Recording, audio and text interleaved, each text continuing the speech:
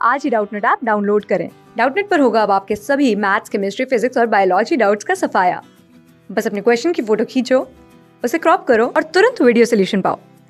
Download now. Hello दोस्तों, देखिए अपने पास क्या प्रश्न दिया गया है।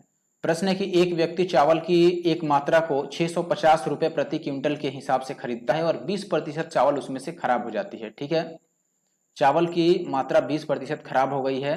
तो अब ये कह रहा है कि जो मात्रा बच गई है, बचे हुए चावल की मात्रा को कितने मूल्य में बेचा जाए जिससे उसे लाभ प्रतिशत 20% का हो। ठीक है, देखिए क्या करना है। सबसे पहले तो हम मान लेते हैं कि उसने 10 क्विंटल चावल खरीदा। ठीक है, हम यहाँ पर लिख देते हैं कि माना कि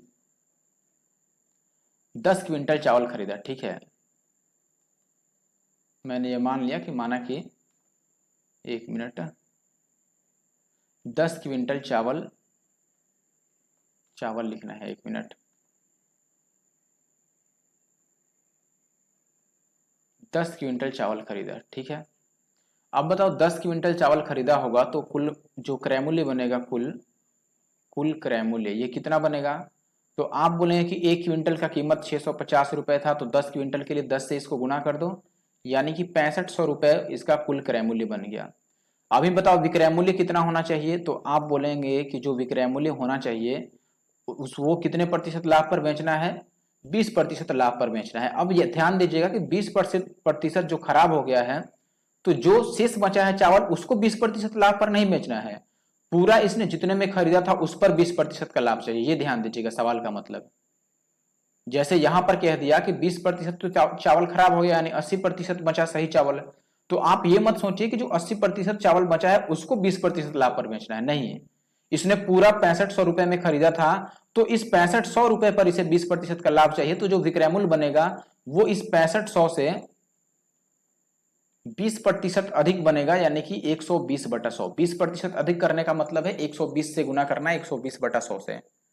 ठीक है, 100% यानी कि क्रय मूल्य के बराबर हो गया और 20% का लाभ चाहिए तो 120% निकालना होगा, और प्रतिशत निकालने के लिए बटा 100 कर दिया। ये 2 शून्य से 2 शून्य और ये 12×5 60 हो जाएगा। देखो 1 शून्य तो पहले से ही है, और 12×6 72 और 6 78, यानी कि 7800 रुपए विक्रय मूल्य होना चाहिए। 7800 रुपए में बेचना चाहिए था उसको। लेकिन एक बात अब समझिए, 7800 रुपए में बेचना चाहिए था, ये बात ठीक है, लेकिन हमारे पास चावल बचा कितना है।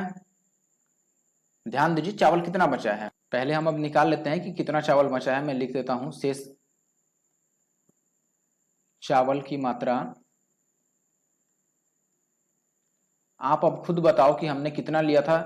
10 क्विंटल चावल लिया था। ठीक है, लेकिन 20% चावल तो खराब हो गया, तो 10 में से 10 का 20% हम निकाल देते हैं, यानी 2 शून्य से 2 शून्य कट जाएगा, तो ये 10 माइनस का 2 आएगा। इसका मतलब हुआ कि अब हमारे पास 8 क्विंटल चावल रह गया है। कितना रह गया, 8 क्विंटल। क्विंटल के लिए मैं क्यू लिख देता हूं, तो 8 क्विंटल चावल रह गया है, और 8 क्विंटल को हमें 7800 में बेचना है, तो 1 क्विंटल का कितना दाम होगा। तो मैं यहां पर लिख देता हूं कि 1 क्विंटल चावल का दाम, 1 क्विंटल चावल का जो मूल्य होना चाहिए वो कितना होना चाहिए। देखो टोटल तो 7800 में बेचना था, लेकिन 8 ही क्विंटल है, तो 8 से भाग कर देते हैं। ये देखो भाग करेंगे तो 8 9 72, 9 से आंसर शुरू हो रहा है ना, तो चौथा विकल्प सही उत्तर हो गया। भाग कर लो पूरा यदि आपको करना है। 8 9 72 और कितना बचेगा, 78 में से 72 जाएगा तो 6 और 0 यानी 60 बचेगा। तो 8 7 56 काट देंगे तो और 4 0 बचेगा, यानी कि 8 5 40।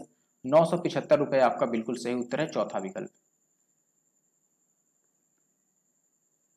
क्लास 6 से 12 से लेके नीट, IIT, जेईई मेंस और एडवांस के लेवल तक 10 मिलियन से ज्यादा स्टूडेंट्स का भरोसा। आज ही डाउनलोड करें डाउटनेट ऐप या व्हाट्सएप कीजिए अपने डाउट्स 8400 400 400 पर।